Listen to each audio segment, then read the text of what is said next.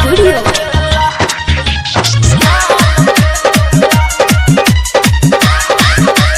DJ Santosh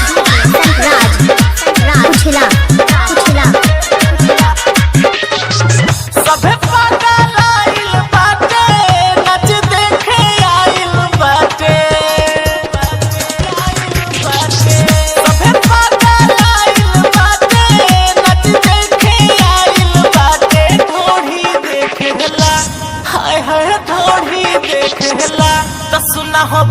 रहतिया के हऊ जब ठेकेला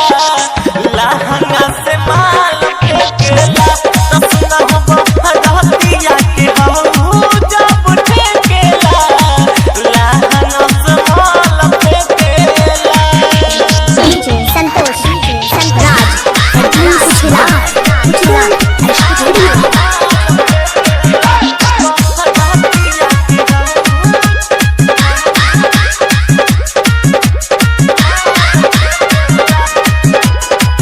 चोली में नोट डाले चुमल चाहे रह डाले हमारा के देके बनसुआ हो कोई दी बुरा हाले कोइले बायखिया लाले पियले बनतियाई हो बउआ हो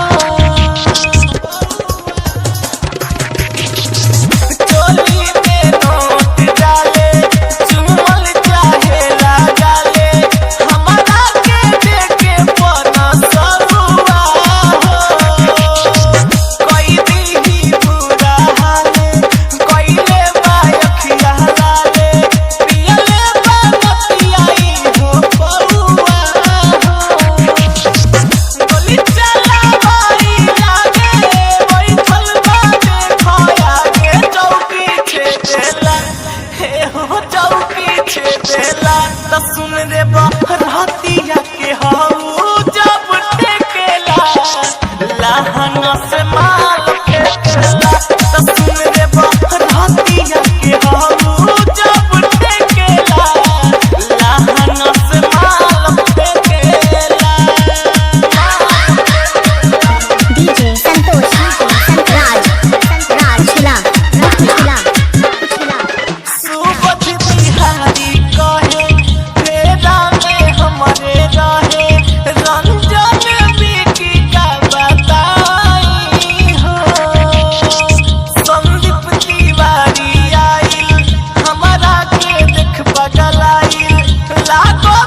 माल सारा खाई हो आहिर माई सुबह बिहारी कहे फेरा में हमारे रहे रंजन बिकी का बताई हो संदीप तिवारी आइल हमारा के देख बगल आइल लागो माल सारा खाई हो जब हिलातावे कहे मजा हिलातावे देखी खोखेला आय हाय देखी खोखेला त सुन रे रहतिया के हऊ जब ठेकेला लहंगा से माल फेंकेला त सुना हो रहतिया के हऊ जब ठेकेला लहंगा से माल फेंकेला। कुछला